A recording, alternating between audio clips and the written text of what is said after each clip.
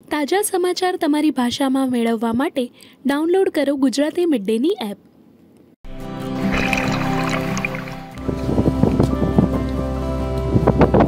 मेरा नाम मोहन दत्तात्रेय उपाध्याय है। मैं सह्याद्री निसर्ग मित्र चिपळूण इस संस्था का एक सदस्य हूँ और मैं पिछले 6.5 साल से mangrove foundation mangrove cell forest department में एज ए रिसर्च असिस्टेंट काम कर रहा हूँ और पिछले 19 साल से मैं इस सी टर्टल कंजर्वेशन में काम कर रहा हूँ। सन 2002 में सह्याद्री निसर्ग मित्र संस्था ने वेलास में इस कंजर्वेशन एक्टिविटी की शुरुआत की। उन्हें कोई तो एक ऐसा लड़का चाहिए था जो थोड़ा पढ़ा लिखा हो, जो ये डेटा मेंटेन करे कि कितनी मादाएं आती हैं, कितने अंडे मिलते हैं, कितने बच्चे छोड़े जाते हैं। वो जब भी चिपळूण से यहाँ पर आते हैं, चिपळूण वेलास से करीब 110 किलोमीटर दूरी पर है, यहाँ पर वो जिसके घर पे रुकते थे वहाँ पर उन्होंने इंक्वायरी की कि कोई ऐसा लड़का गांव में मिलेगा क्या। काफ़ी सारे घरों में मेरा ही नाम बताया गया कि एक लड़का मुंबई से यहाँ पर मुंबई छोड़ कर आया, आप चाहिए तो उससे बात कर सकते हो। और वो मेरा पहला दिन था जब मुझे समुंदर में कछुए होते हैं ये बात पता चली। मुझे तब पता चला कि मुझे एक ऐसे जानवर के बारे में काम करना है या मुझे काम करने का मौका मिल रहा है जिसे मैंने आज तक ज़िंदगी में कभी देखा नहीं था। और जानवरों से लगाव होने की वजह से मैंने इस काम में बिना कुछ सोचे समझे भाऊ को हाँ कह दी और तब से मैं भाऊ के साथ इस प्रोजेक्ट में काम कर रहा था। गांव में एक बुजुर्ग हैं गोपीनाथ महाडिक, उन्होंने सबसे पहले भाऊ को बताया कि यहाँ पर कछुए आते हैं, एक वक्त पर एक मादा करीब 80 से 150 तक अंडे देती है और गांव के लोग बीच पर आकर बैठ जाते हैं और जिस मादा के अंडे उन्हें मिल जाए उसे लेकर घर पे चले जाते हैं। जब संस्था के लोगों को ये पता चला कि कुछ गलत बात यहाँ पर हो रही है तो उन्होंने गाँव के लोगों को बताया कि इसकी अहमियत क्या है और वहाँ पर असल में इसका कंजर्वेशन शुरू हो गया। क्योंकि अभी तक तो संस्था को पता चला था कि गांव के लोग इसे खाते हैं और उसे ख़त्म कर रहे हैं, लेकिन अगर कोई मादा आती है और वहाँ पर अगर इंसान मौजूद नहीं है तो वहाँ पर काफ़ी सारे प्रेडिटर्स भी बीच पर मौजूद होते हैं, जैसे कि कुत्ते हैं, जैकल्स है या फिर वाइल्ड बोर है। ये सूंघ कर पता लगाते हैं कि मादा ने अंडे कहाँ पर दिए। वो नेस्ट ओपन करते हैं, जहाँ तक उनका मुंह पहुँचेगा अंडे खा लेते हैं। नेस्ट ऐसा ही खुला रखते हैं क्योंकि मादा अंडे देने के बाद नेस्ट रेत से भर देती है ताकि वहाँ पर इंक्यूबेशन के लिए टेम्परेचर तैयार हो। प्रेडिटर्स नेस्ट को ओपन रखते हैं, यहाँ पर हवा उन अंडों को लग जाती है, नतीजे में उसमें से कुछ भी बाहर नहीं निकलता। समझिए प्रेडिटर्स से भी अगर ये बच चुके और एक नेस्ट से इंक्यूबेशन पीरियड जो इनका होता है 45 से 55 दिन का, अगर ठंड का पीरियड है तो 60 से 65 दिन लगते हैं। ऐसे वक्त पर अगर ये बच्चे बाहर निकले, रात के वक्त इन्हें क्रैब खाते हैं जब ये पानी तक की दूरी तय करते हैं। अगर दिन का वक्त है तो क्रैब के साथ साथ हवा में उड़ने वाली काफ़ी सारे पंछी हैं, जैसे कौवा है, चील है, ब्राह्मणी काइट्स है या सीगल्स है, ये इन्हें खा लेते हैं। एक बार ये पानी में चले गए तो बड़ी मछलियाँ इन्हें खाती है। आहिस्ता आहिस्ता ये बड़े होते हैं, फिर फिशरमैन के नेट में अटक जाते हैं, उनके बोट से टकरा कर इनकी पीठ क्रैक हो जाती है। काफ़ी बार फिशरमैन के जो बोट्स होते हैं उनके फैन ब्लेड से इनके फ्लिपर कट हो जाते हैं।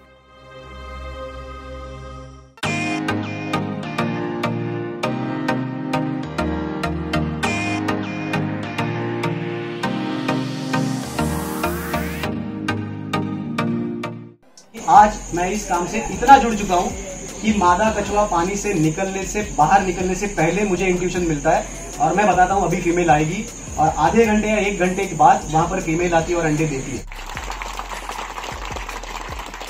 From this study we'll be getting data of migration of olive ridley turtles.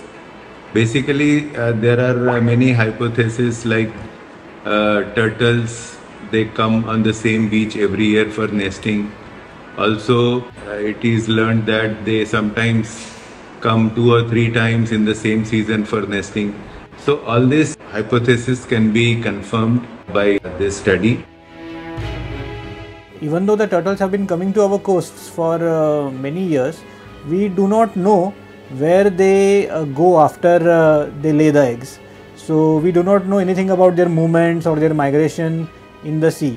As opposed to the western coast, such studies have already happened on the eastern coast of India, in the state of Odisha. So Wildlife Institute of India has undertaken satellite tagging of many olive ridley turtles on the Odisha coast, and now we have a fairly good idea where these turtles move, where do they migrate in the Bay of Bengal and the Indian Ocean.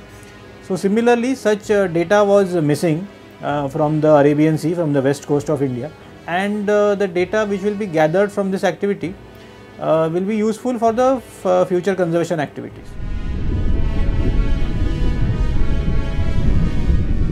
PTT device which are fit on the carapace of the turtles, so they have a salt water on off switch, so that when the turtles dive, these tags are automatically switched off, and when these turtles surface again for breathing, the transmitter is switched on and the transmitter communicates with the Argos satellite. This Argos satellite then relays the data to the ground station, from where the data is sent to the servers, where the scientists from Wildlife Institute of India access this data, and then the data is converted with the help of some software, and it is plotted on the map, and that gives us a migratory pattern, or the movement pattern rather, of these turtles.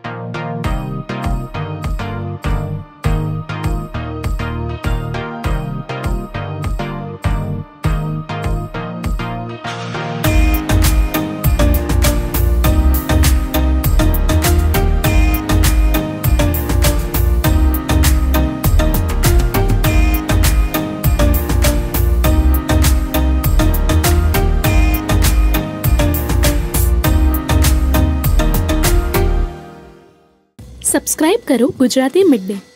Bell icon પર click કરીને મેળવો તમામ વિડીયોના direct notification.